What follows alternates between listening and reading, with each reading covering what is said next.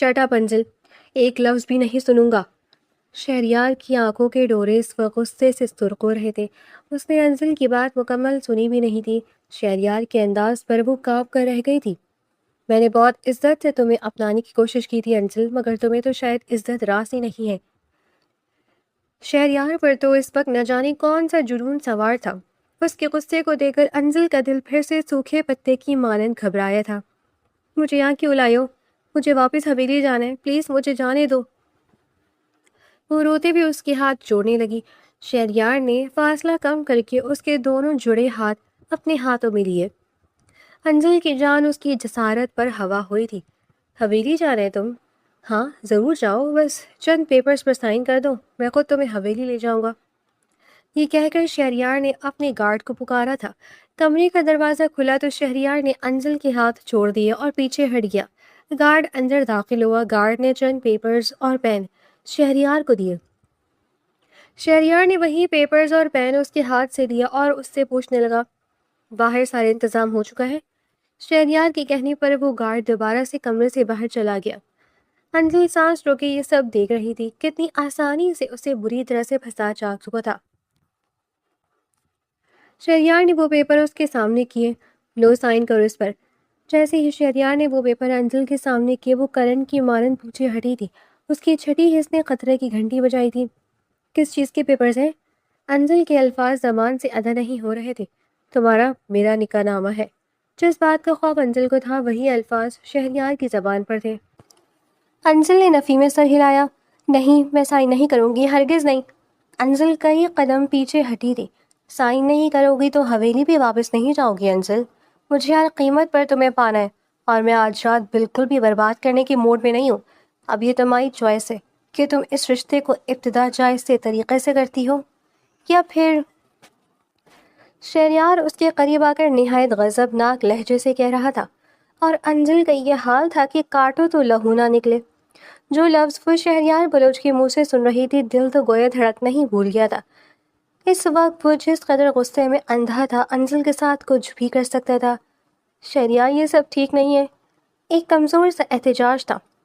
مجبور تم نے کیا ہے، میرے پاس وقت نہیں ہے انجل، یہاں تو نہیں کہنا، پر سائن کرو اور اس رشتے کو قبول کرو۔ میری ہو جاؤ، ورنہ دوسری صورت میں بھی ہونا تمہیں شہریار کا ہی پڑے گا۔ مگر اپنی ادھوری بات میں جو کچھ اسے سمجھ آ گیا تھا، انجل کا جی چاہ کے زمین پھٹے اور وہ اس میں سما جائے۔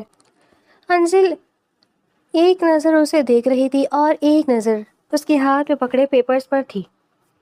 وہ جس شخص کی قید میں آ چکی تھی، وہ اس کے ساتھ کچھ بھی کر سکتا تھا۔ اس نے شہریار سے وہ پیپر لیے اور اس پر سائن کر دیے۔ شہریار کے چہرے کے تاثرات پل بل میں بدلے، چہرے پر اپنی جیت کا جام۔ اور انجل تو شاید اندر مر چکی تھی۔ یہ مرد کیوں عورت کو اپنے سامنے جھکا کر خود کو بڑے فخر سے مرد کہتا ہے؟ اب فیض کی ایسی مردانگی پر انجل نے نفرت سے سوچا تھا۔ شہریار نے اس کے ہاتھ سے پیپر لیا اور مسکراتے ہوئے بولا، گڈ گرل، میرا انتظار کرو مسز شہریار، میں بس نکاح کو تمہاری رضامندی دے کر آتا ہوں۔ یہ کہہ کر وہ کمرے سے باہر جا چکا تھا، اور انجل کا دل یوں تھا کہ بس آج رو بھی جائے گا۔ وہ پھوٹ پھوٹ کر رو رہی تھی۔ کتنے جتن کیے تھے اس نے اس شخص سے بچنے کے لیے، مگر سب بیکار ہوئے تھے۔ آدھے گھنٹے بعد جب شہریار کمرے میں آیا تو انجل کی جان لبوں پر آئی تھی۔ وہ اس شخص کی سنگت کا سوچ کر خوفزدہ سی ہوئی تھی۔ شہریار اس کے پاس آیا تو وہ پیچھے ہٹنے لگی، لیکن وہ اس کا بازو پکڑ کر اسے اپنے قریب کر چکا تھا۔ آج جب تم حویلی جاؤ گی تو مکمل طور پر مسز شہریار بن چکی ہوگی۔ یہ کہہ کر بڑی بے دردی سے شہریار نے اسے بیڈ پر دھکیلا تھا۔ نہیں، تم میرے ساتھ ایسا نہیں کر سکتے، وہ چونک کر بولی تھی۔ ایک دم بیڈ پر اٹھ بیٹھی تھی، سانس بڑی تیزی سے چل رہی تھی، بری طرح سے بہتاواز، پسینے سے شرابور تھی۔ لیمپ کی روشنی میں سب سے پہلے نظر انجل کی بیڈ کی دوسری جانب اٹھی، جگہ خالی تھی۔ پھر کمرے کی طرف نظر دوڑائی تو کمرہ بھی اسی کا تھا۔ یہ خواب تھا؟ انجل کو اپنی آواز کیسی کھاری سی آتی ہوئی لگی۔ وہ شاید خواب دیکھ رہی تھی، لیکن اس خواب کا خوف اس پر یوں ظاہر تھا جیسے سچ میں شہریار نے اس کے ساتھ یہ سب کیا ہے۔ شہریار شام ڈھلے شہر پہنچ گیا تھا۔ آسمان پر گھنے بادل پوری طرح سے پھیلے ہوئے تھے اور بارش بس ہونے کو تھی۔ وہ تیز رفتار سے اپنے گھر تک پہنچا۔ مگر پھر بھی گھر کے دروازے پر پہنچنے تک تیز بارش شروع ہو چکی تھی۔ وہ بارش سے بچنا تیزی سے گاڑی میں داخل ہوا اور گاڑی سے گھر میں داخل ہو گیا۔ سلام چھوٹے سائی، فرید نے اس کو سلام کیا۔ وعلیکم السلام فرید، چائے کا کپ اور سینڈوچ بنا دو، میں کھانا نہیں کھاؤں گا۔ وہ سلام کا جواب دے کر فرید کو حکم دیا اور خود چینج کرنے چلا گیا۔ فرید نے کچن میں جا کر تیزی سے اس کے حکم کے مطابق چائے کا سامان چولہے پر رکھا اور سینڈوچ تیار کرنے لگا۔ شہریار چینج کر کے ٹیرس پر پہنچا اور خاموش نظروں سے بارش کو تیزی سے زمین کو گیلا کرتے قطروں کو دیکھنے لگا۔ پھر کچھ سوچ کر جہانگیر صاحب کو کال ملائی۔ سلام بابا سائیں، میں پہنچ گیا ہوں، سوچا آپ کو بتا دوں۔ شہریار نے لہجے کو جہاں تک ممکن ہو پرسکون رکھا۔ جہانگیر صاحب اس کے اطمینان بھرے لہجے پر الجھ رہے تھے۔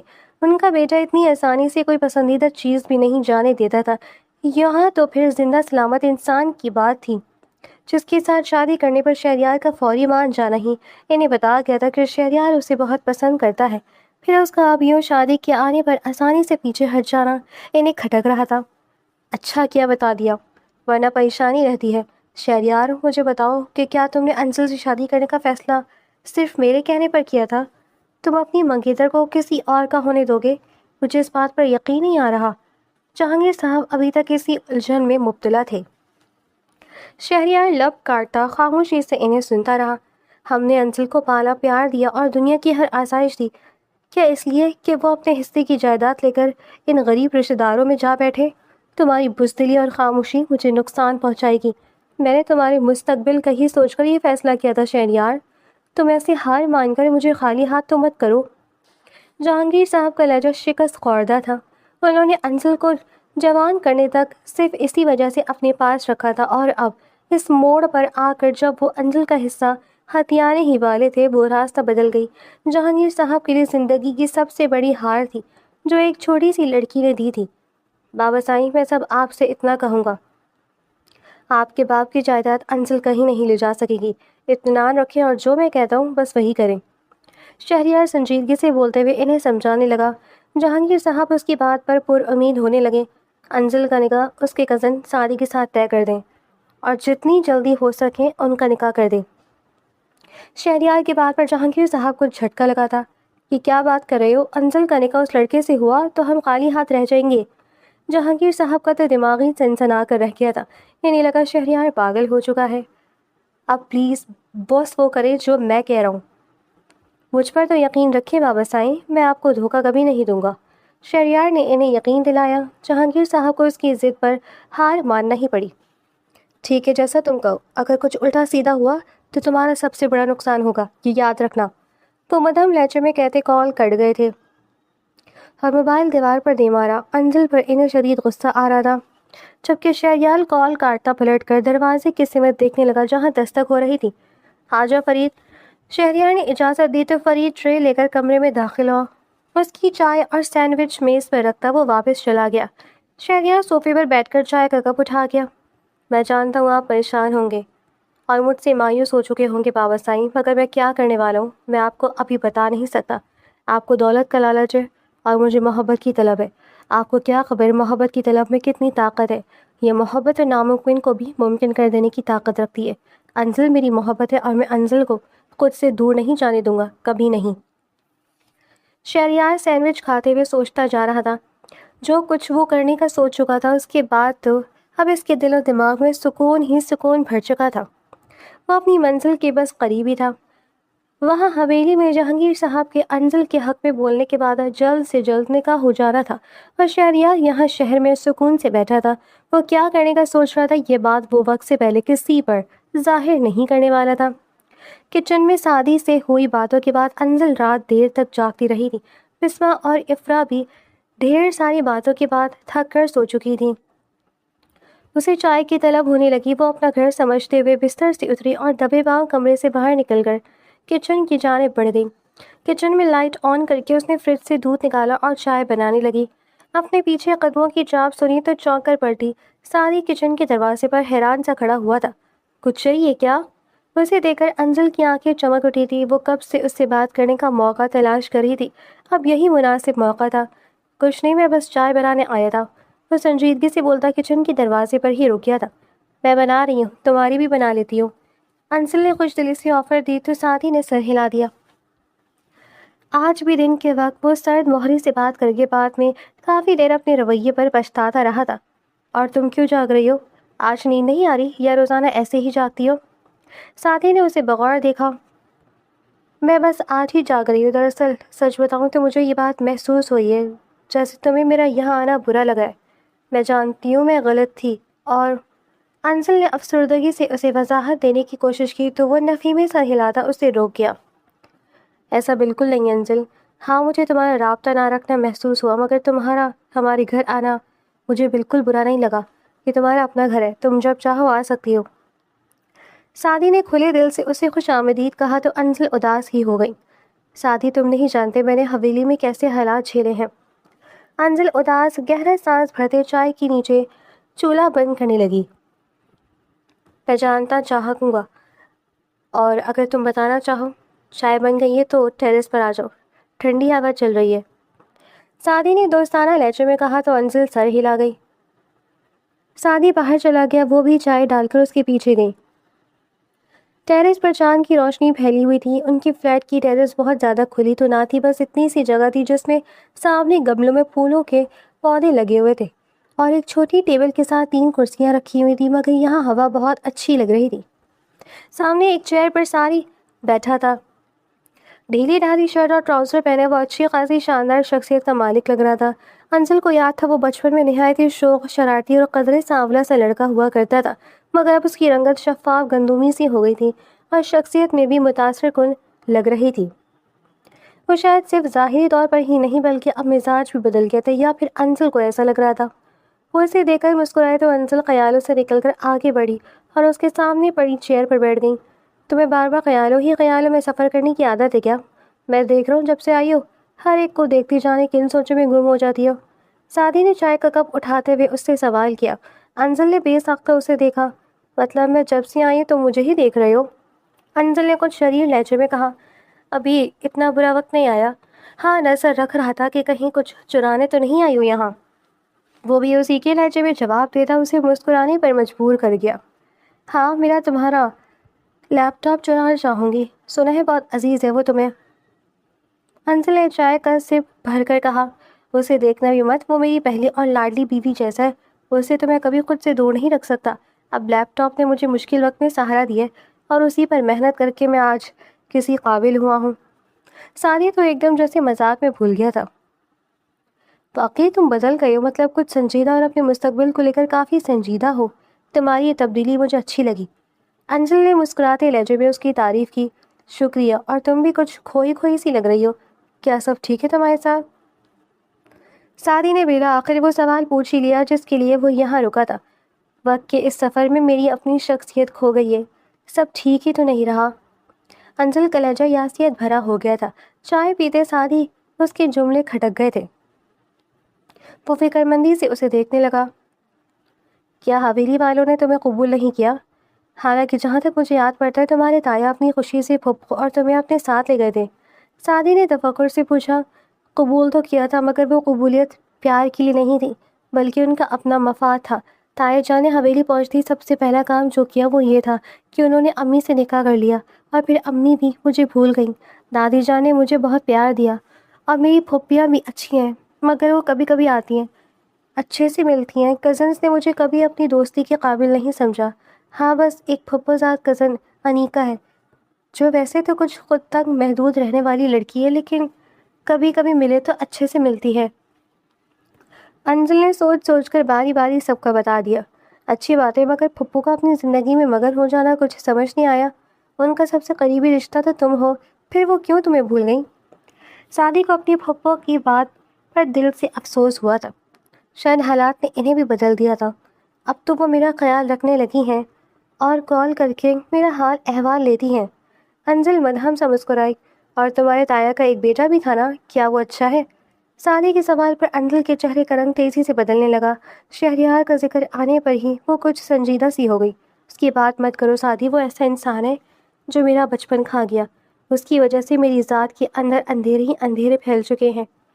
انزل کے متفق جملوں پر سعدی اپنی جگہ جم سا گیا تھا۔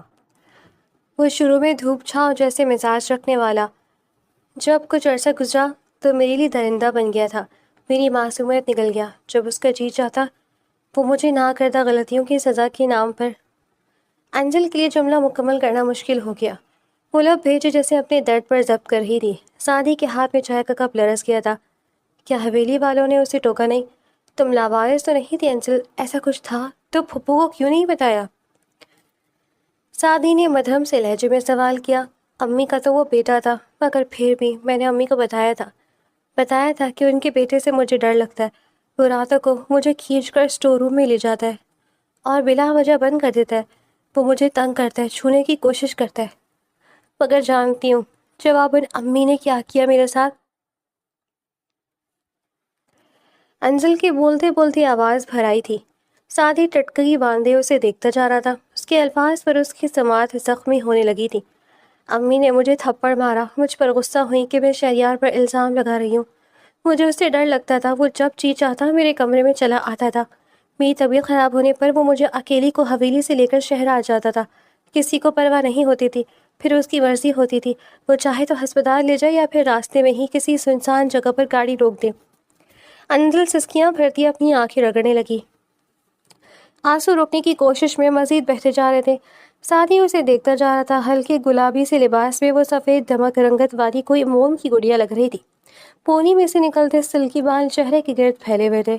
حالت ایسی تھی جیسے کسی میلے میں معصوم بچی ماں سے بچھڑ گئی ہو اور اب خوف سے روتی مدد کی طلبگار ہو۔ سعدی نے بے ساختہ ہاتھ بڑھا کر اس کے ملائم ہاتھ کو نرمی سے تھام لیا۔ وہ بھیگی آنکھوں میں اسے لیے سعدی کو دیکھنے لگی۔ میں اس کی وجہ سے کبھی اطمینان بھی نہیں جی پائی۔ میں نے سہما بچپن گزارا اور ڈرتے ڈرتے ہی جوان ہوئی۔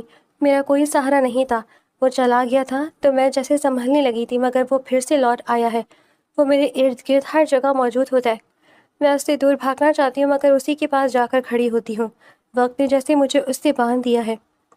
وہ اپنے لبوں کو بے دردی سے کچلتی سسکیوں کو دبا رہی تھی۔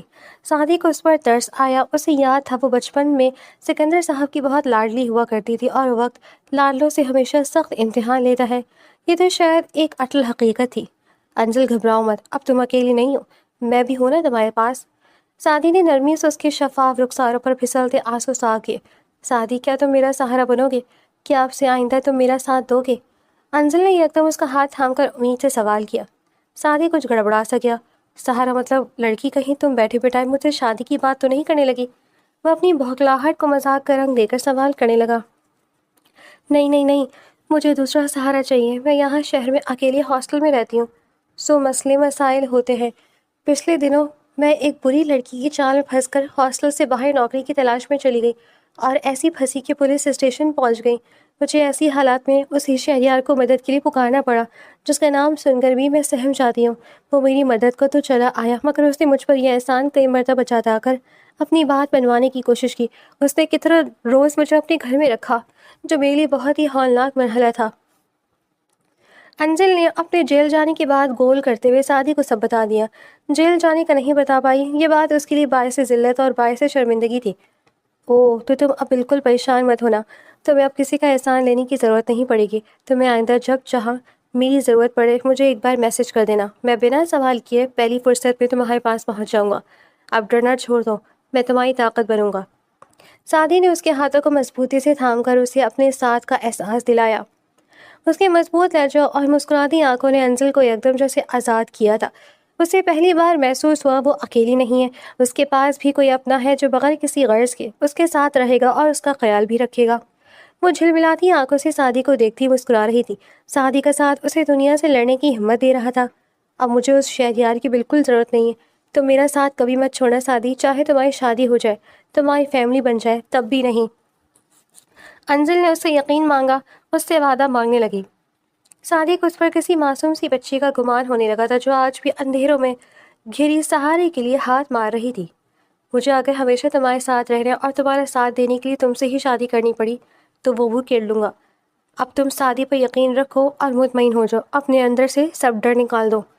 سعدی نے اس کے سر پر ہاتھ رکھ کر ہولے سے تھپتھپاتے ہوئے یقین دلایا تھا۔ انزل کو جب سے سعدی نے اپنے ساتھ کا یقین دلایا تھا، وہ ہاسٹل میں ایسے ہلکی پھلکی ہو کر رہ گئی تھی جیسے سر سے بہت بڑا بوجھ اترا ہو۔ اس کے امتحان شروع ہو گئے تھے، وہ سکون سے اپنے امتحان دے رہی تھی۔ سعدی سے مسلسل اس کا رابطہ تھا، سعدی کا خیال رکھنا اور ہر بار اس سے پوچھنا کہ اسے کوئی مسئلہ تو نہیں۔ انزل کو محسوس کروا رہا تھا کہ کوئی توجہ دے اور آپ کو چاہے تو کیسا محسوس ہوتا ہے۔ وہ دن بھر میں جب جی چاہتا سعدی کو میسج کر دیتی، وہ اسے روکتا ٹوکتا نہیں تھا، جواب ضرور دیتا تھا۔ بسمہ اور افرا بھی اسی کے میسج کا فوری جواب دیتی تھی۔ انزل جو پہلے موبائل کہیں بھی رکھ کر بھول جایا کرتی تھی، اب ہر وقت موبائل لیے گھومتی تھی، وہ بدلنے لگی تھی۔ وہاں مقدس بیگم کبھی اس دفعہ اس سے مسلسل رابطہ رہا تھا اور وہ خوش تھی کہ اس کی ماں کے دل میں اس کے لیے جگہ بننے لگی ہے، مگر اس توجہ اور رابطوں کے تسلسل کی وجہ اس کے حویلی پہنچنے پر کھلی تھی۔ اس کی شادی شہریار کے ساتھ کی جا رہی تھی، یہ سن کر اس کے اعصاب کو جھٹکا لگا تھا۔ شہریار بلوچ جس کی اب وہ مدد تک لینے کو تیار نہیں تھی، اسے ساری عمر کے لیے اسی کے حوالے کیا جا رہا تھا۔ اس نے بھرپور احتجاج کیا، شادی کی پرزور مخالفت کی، مگر سب رائے گا گیا تھا کیونکہ مقدس بیگم اس کا ساتھ دینے کو تیار نہیں تھی۔ ہر طرف سے ناکام ہونے پر تھک کر اس نے جھوٹی محبت کا ڈرامہ کیا تھا۔ اس کی توقع کے مطابق شہریار نے اسے اس لڑکی کو بلانے کا کہا تھا، وہ جانتی تھی ایسا ہی کیا جائے گا، تبھی اس نے فوراً سعدی کو حویلی آنے کا میسج کر دیا۔ سعدی اس کا میسج دے کر ٹھٹک گیا تھا۔ انزل کا یوں ایمرجنسی میں بلانا ہی سعدی کو باور کروا گیا کہ وہ کسی مصیبت میں ہے۔ حویلی میں اس کی زندگی اور اہمیت کیا تھی یہ وہ اس سے پہلے ہی بتا چکی تھی۔ اس سے کوئی سوال جواب نہیں کیا، نہ جانے اور نہ ہی سوچنے کا وقت لیا۔ اوکے کا میسج کر کے تیاری باندھ لی۔ وہ بلوچ حویلیوں والوں کی بخوبی جانتا تھا کہ وہ کیسے پتھر دل اور ظالم لوگ تھے اور اس کا نقصان بھی ہو سکتا تھا، مگر اس نے انزل سے ہمیشہ اس کی مدد کرنے کا وعدہ کیا تھا اور وہ اپنا وعدہ نبھانے کے لیے جان دینے کو بھی تیار تھا۔ وہ اگلی صبح ہی حویلی پہنچ گیا اور مقدس بیگم انزل کے عاشق کے طور پر اپنے بھتیجے کو دیکھ کر دنگ رہ گئی تھی۔ جہانگیر صاحب نے اسے زیر کرنے کے لیے سوالات کا سلسلہ جاری کیا تھا، مگر سعدی عام لڑکا بالکل نہیں تھا، وہ چرب زبان اور حاضر جواب تھا۔ اس کے جوابات اور اطمینان نے جنت بیگم کو اس کی طرف متوجہ کیا تھا، کیونکہ انزل نے حویلی کے اکلوتے وارث شہریار بلوچ کو ٹھکرا کر سعدی کو چنا تھا اور اس میں جنت بیگم نے اس کا ساتھ دیا تھا، جس کی وجہ سے وہ مطمئن تھی۔ مگر اس معاملے میں شہریار کا خاموشی سے شہر لوٹ جانا ناقابل فہم عمل تھا، اور باقی سب تو ایک طرف، خود انزل بھی اس رد عمل پر حیران رہ گئی تھی۔ اسے لگا وہ واقعی شہریار صرف تائے سائیں کی کہنی پر مانا تھا اور سعدی کو دیکھ کر پیچھے ہٹ گیا۔ اس کی نظر میں یہ معاملہ بہت سادہ تھا اور یہ مسئلہ حل ہو گیا تھا، لیکن نہ یہ معاملہ سادہ تھا اور نہ ہی شہریار بلوچ اتنا سیدھا انسان تھا۔ وہ اپنی مرضی سے جینے والا انسان تھا، وہ اپنی پسندیدہ ہستی کو اتنی آسانی سے جانے دے گا یہ بات صرف وہ لوگ مان سکتے تھے جو ابھی تک شہریار بلوچ کو اچھے سے جانتے ہی نہیں تھے۔ شہریار کی ضد پر جہانگیر صاحب ڈیرے سے واپس حویلی پہنچے اور سنجیدگی سے انزل اور سعدی کے نکاح کا حکم دے دیا۔ سائی وہ تو پاگل ہے، اسے سمجھ نہیں ہے، اس لیے کیا بہتر ہے مجھے ایک موقع دیں، میں اسے سمجھا لوں گی۔ مقدس بیگم ہڑبڑا کر بولی۔ وہ ان کے اس اچانک فیصلے پر گھبرا گئی تھی۔ کتنا موقع چاہیے؟ 2 دن سے حویلی میں سب پریشان ہیں اور تمہاری بیٹی کو کچھ پرواہ ہی نہیں، خود غرض بنی اپنے اس کزن کے ساتھ گھوم رہی ہے۔ میرا بیٹا حویلی سے چلا گیا ہے اور تمہیں ابھی بھی موقع چاہیے؟ رہنے دو مقدس بیگم، میں نے دیکھ لیا تمہیں اور تمہاری بیٹی کو، زندگی بھر ہم نے اسے بیٹی کی طرح رکھا اور پالا ہے، مگر اس موڑ پر آ کر اس نے ان لوگوں کو ترجیح دی جنہوں نے ساری عمر پلٹ کر تم دونوں کو دیکھا ہی نہیں۔ جہانگیر صاحب غصے اور تنفر سے بولتے چلے گئے۔ مقدس بیگم کا چہرہ خفت سے سرخ ہونے لگا۔ دروازے کے باہر کھڑی انزل سر جھکائے افسردگی سے لب کاٹ رہی تھی۔ وہ مقدس بیگم سے شادی کی بات کرنے آئی تھی، وہ کہنے آئی تھی کہ اگر وہ چاہے تو انزل سعدی سے شادی نہیں کرے گی، مگر اس کے بدلے وہ شہریار سے آزادی چاہتی تھی۔ مگر جہانگیر صاحب کی باتیں سن کر اسے دیکھ کر پہنچ رہا تھا، وہ اپنی تایا کے ایسا دل نہیں توڑنا چاہتی تھی۔ میری بیٹی کی نیکی مانو کہ وہ تمہاری بیٹی کی خوشی کے لیے خاموشی سے چلا گیا ہے، اگر وہ ایسے انزل کے لیے خاموش نہ ہوتا تو میں کبھی اس تیسرے درجے کے لڑکے کے لیے نہ مانتا، مگر شہریار درمیان سے ہٹ جانا چاہتا ہے۔ اس نے مجھے کہہ دیا ہے کہ میں انزل کی مرضی کے مطابق اسے شادی کی اجازت دے دوں، ورنہ جیسے انزل نے دیدہ دلیری سے ہمارے سامنے اس لڑکے کو لا کر کھڑا کیا تھا، میں بغیرتی کس منہ سے برداشت کرتا؟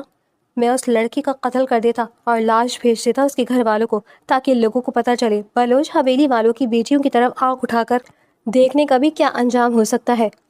جہانگیر صاحب کے اس جملے پر انزل کا دل سعدی کے لیے خوف سے لرز اٹھا تھا۔ اس لیے بہتر ہے اب تم مزید جھوٹا ڈرامہ مت کرو، اور خوشی سے تیاریاں کرو. میں اسی جمعے کو انزل کا نکاح اس لڑکے سعدی کے ساتھ کر دوں گا. جہانگیر صاحب سرد لہجے میں بولتے ہوئے احسان جتا رہے تھے. مقدس بیگم کو جب ہونا پڑا، باہر کھڑی انزل خاموشی سے پلٹ کر اپنے کمرے میں چلی گئی. شہریار کا قصہ تمام ہوا تھا. اپنے کمرے میں بیٹھی جنت بیگم نے یہ فیصلہ سنا تو گمسم سی ہو گئی. نہ جانے یہ فیصلہ صحیح تھا یا غلط. ان کی پریشانی وقت کے ساتھ ساتھ بڑھتی جا رہی تھی. انزل کی خاموشی دیکھتی تو سعدی بہتر لگ رہا تھا، مگر مقدس کی باتیں بھی دماغ میں گھوم رہی تھی. سعدی واقعی انزل کو وہ زندگی نہیں دے سکتا تھا جو شہریار کے ساتھ شادی کرنے پر ہوتی. انزل اپنے کمرے کا دروازہ بند کر کے بستر پر جا گئی. زندگی میں پہلی بار شہریار بلوچ جیسے بددماغ اور جنگلی انسان نے کوئی نیکی کا کام کیا تھا. شکر ہے اتنی تو عقل ہے، کم از کم شادی کے معاملات میں زبردستی نہیں کرنی چاہیے. یہ حویلی والوں کا میری زندگی پر آخری احسان ہوگا. اس کے بعد میں کبھی پلٹ کر حویلی والوں سے کوئی مدد نہیں مانگوں گی. وہ اپنے بستر پر نیم دراز ہوتی دل ہی دل میں پہلی بار شہریار کے اس احسان پر تشکر سے بھری ہوئی تھی. سعدی مہمان خانے میں آرام کر رہا تھا. انزل نے مسکرا کر موبائل اٹھایا اور اسے میسج لکھنے لگی. تھینکس پارٹنر، تمہاری مدد کی وجہ سے آج میری ہمیشہ کے لیے شہریار بلوچ نامی بلا سے جان چھوڑ گئی. بس تمہیں ایک تکلیف اٹھانی پڑے گی کیونکہ تایا سائی نے تمہارا اور میرا نکاح طے کر دیا ہے. وہ مجھے ایسے نہیں جانے دیں گے. اب تمہیں میری خاطر یہ نکاح کرنا ہوگا. مجھ پر ایک یہی احسان کر دو اور ماموں مامی سے خود بات کر لو پلیز. وہ مسکراتے ہوئے میسج کر رہی تھی جب دھڑ سے اس کے کمرے کا دروازہ کھلا. وہ چونک کر سیدھی ہوئی. سامنے مقدس بیگم تیز بھری نظروں سے اسے دیکھ رہی تھی. انزل نے تھوک نگلتے ہوئے ان سے بات کرنی چاہی جب وہ غصے سے اس کی طرف بڑھی.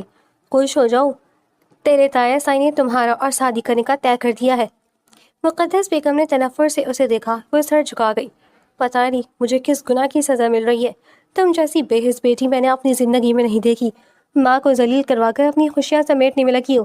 اور وہ سعدی، اگر شہریار درمیان میں نہ آتا تو آج اس کی لاش پہنچتی گھر، اور اس سب میں صرف تمہارا قصور ہوتا.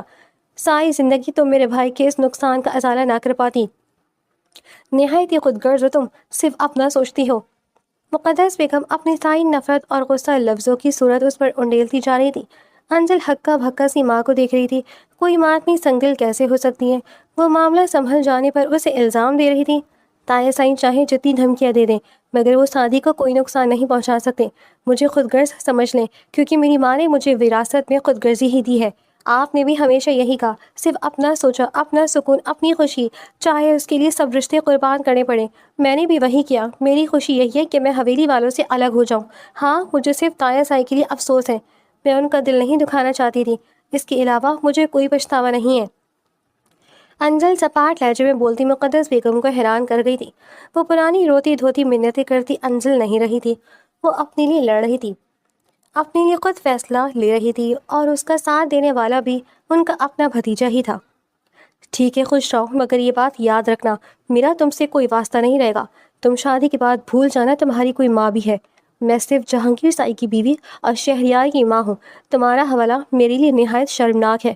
تم اپنی وہ ماں خود غرض لگ رہی ہے جس نے تمہاری خاطر اس حویلی میں رہنے کے لیے خود سے نہایت بڑی عمر کے مرد سے شادی کی اور بیوی بنی صرف اس لیے تاکہ تمہیں اس حویلی میں تمہارا حق مل سکے.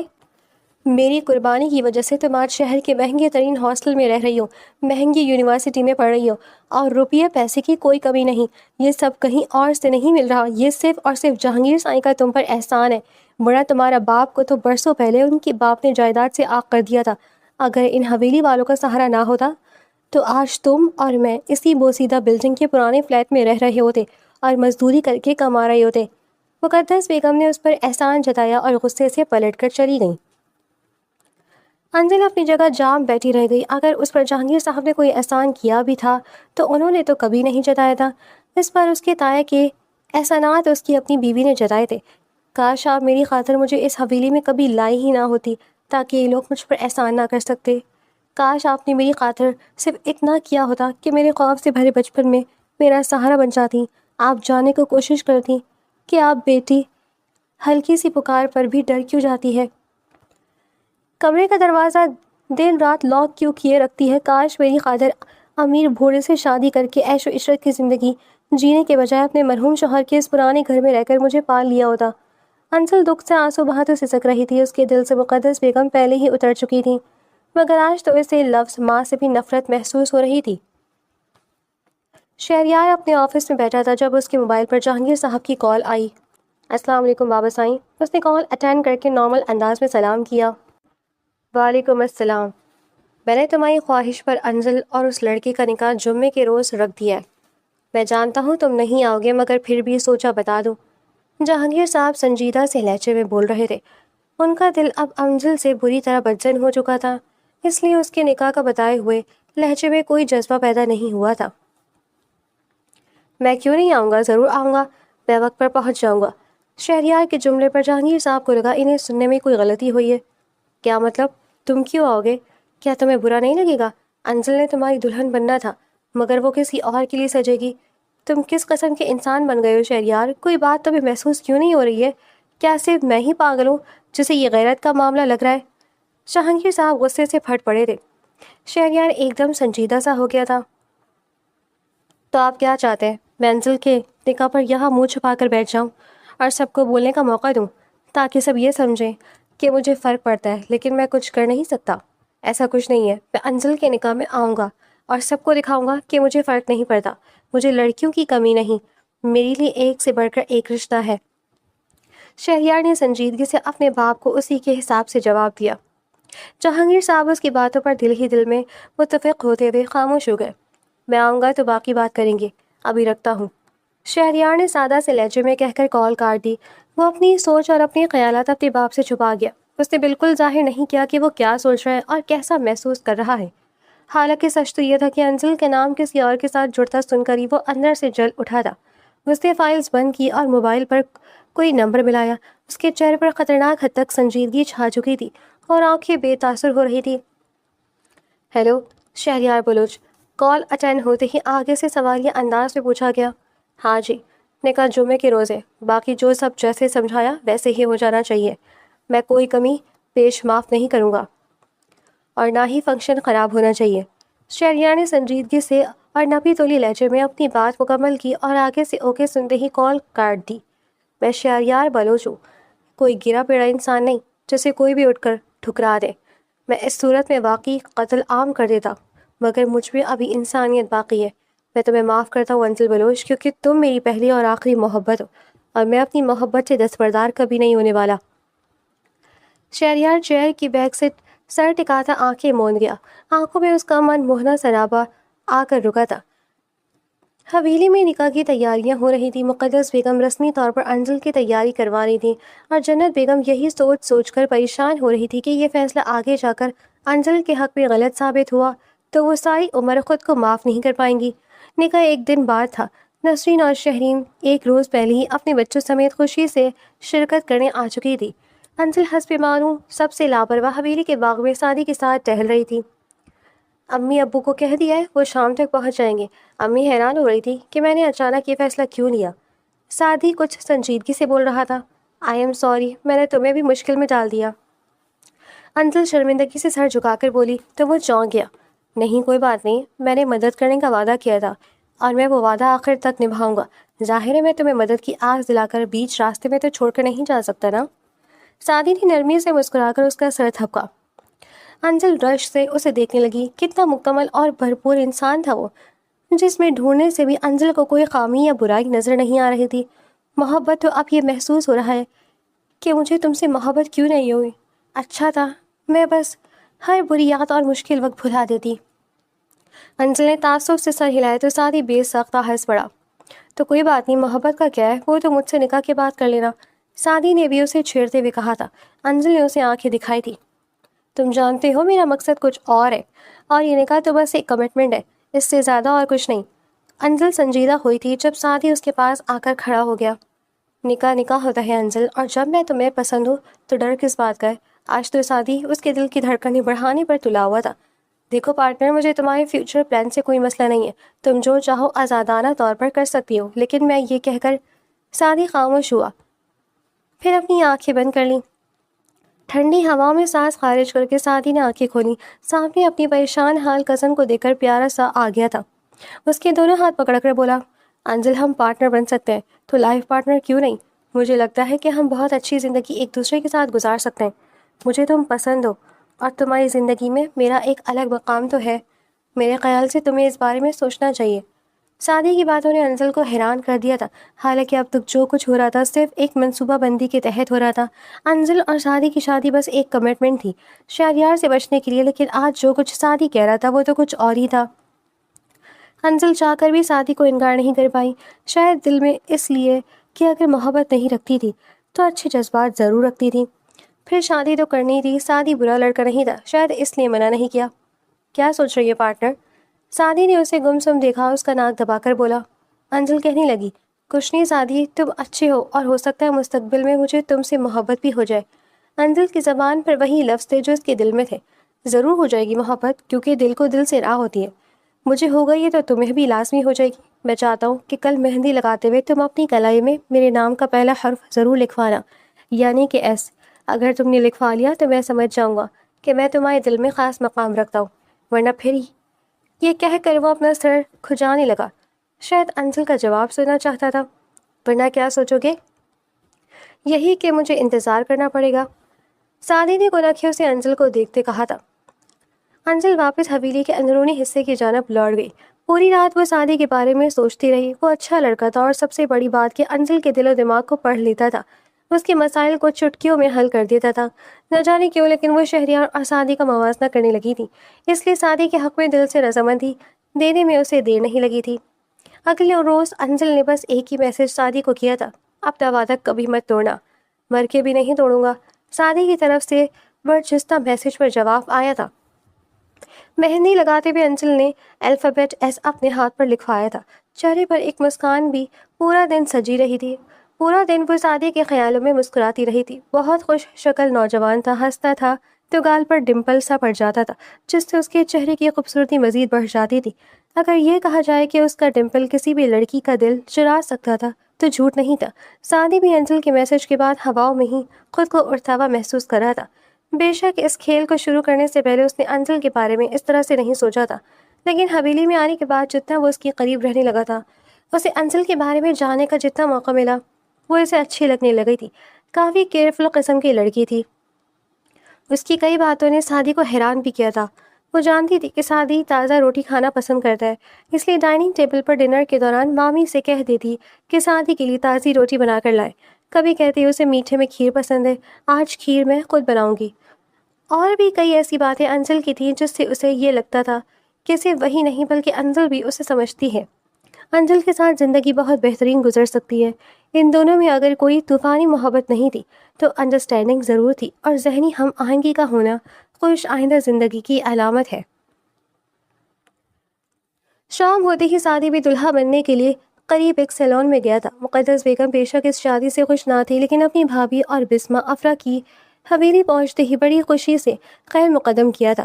جنت بیگم بھی ان سے ملنے باہر تک آئی تھیں۔ انہیں مہمان خانے میں تیار ہونے کے لیے بھیج دیا گیا۔ انجل کو دلہن بنانے کے لیے لڑکی گھر پر ہی آئی تھی، سرخ اور اسی جوڑے میں دلہن بنی۔ انجل نے جب اپنا سراپا دیکھا تھا، سعدی کا مسکراتا چہرہ آنکھوں کے سامنے لہرایا تھا، چہرے پر بڑا ڈمپل یاد آنے پر دل کسی اور لہر پر دھڑک رہا تھا۔ بہرحال وہ خوش تھی۔ بی بی جی آج تو نظر اتروا لیجیے گا، اپنے دلہے میاں کی نظر تو لازمی لگے گی آپ کو، دلہن بنانے والی لڑکی نے اسے چھیڑتے ہوئے کہا تھا۔ جہانگیر بلوچ نے شادی کا سارا انتظام حویلی کے وسیع عریض سے اس باغیچے میں ہی کیا تھا۔ آس پاس کے گاؤں کے چودھری جاگیردار بھی پہنچ گئے تھے۔ انجل کے کمرے میں مقدس بیگم نہیں آئی تھی۔ اس بات نے انجل کا دل ضرور افسردہ کیا تھا، لیکن نسرین اور شہرین اپنی بیٹیوں کے ساتھ داخل ہوئی تھی، اپنے ہمراہ اسے باہر اسٹیج سے لے گئی تھی۔ پورے باغیچے کو بڑی خوبصورتی سے سجایا گیا تھا۔ پوانی اور بسمہ افرا بھی انجل کو دے کر داد دیے بنا نہیں رہ رہی تھی۔ اسی وقت شہریار بلوچ کی گاڑی حویلی کے سامنے کھڑی ہوئی۔ بلیک کلر کے پین کوٹ اور تازہ بنی شیو میں سوٹڈ بوٹڈ، اس کی تیاری بھی قابل دید تھی۔ اپنے گارڈ کے ساتھ وہ اندر داخل ہوا۔ بیٹے کو یوں دیکھ کر جہانگیر صاحب کا سینہ چوڑا ہوا تھا، بیٹے کو سینے سے لگایا اور کہنے لگے، تمہارے ظرف کو سلام کرتا ہوں شہریار بلوچ۔ اس نے مسکرا کر بابا کی کمر کو سہلایا تھا۔ بابا مجھے انجل کی خوشی اپنے دل سے عزیز ہے، مجھے اپنے بیٹے پر فخر ہے۔ انہوں نے شہریار کو خود سے جدا کیا اور فرط محبت سے اس کا ماتھا چوما۔ اس کے بعد شہریار جنت بیگم سے ملا تھا۔ اب تک سٹیج پر بیٹھی انجل کی جانب اس نے نہیں دیکھا تھا۔ مقدس بیگم نے خود سے آگے بڑھ کر شہریار کو اپنے ساتھ لگایا تھا۔ سٹیج پر بیٹھی انجل کا دل ڈوب کر ابھرا تھا۔ کیا کوئی ماں ایسی سنگدل ہو سکتی ہے؟ اپنی سگی بیٹی جو اس سے جدا ہونے جا رہی ہے اس کی طرف تو نظر بھی نہیں دیکھا اور اس شخص کے سینے سے لگا رہی تھی جو اسے دل میں کبھی ماں کا درجہ دے ہی نہیں سکتا۔ انجل نے آنکھوں سے گرنے والے آنسوں کو دل میں ہی کہیں گرایا تھا۔ اسی وقت حویلی کے باہر بینڈ باجوں اور ڈھول کی آوازیں گونجنے لگی، یعنی کہ شادی کی آمد ہو چکی تھی۔ دوستو، یہ ناول اب اپنے آخری مراحل پر ہے۔ ناول پسند کرنے کا بہت شکریہ۔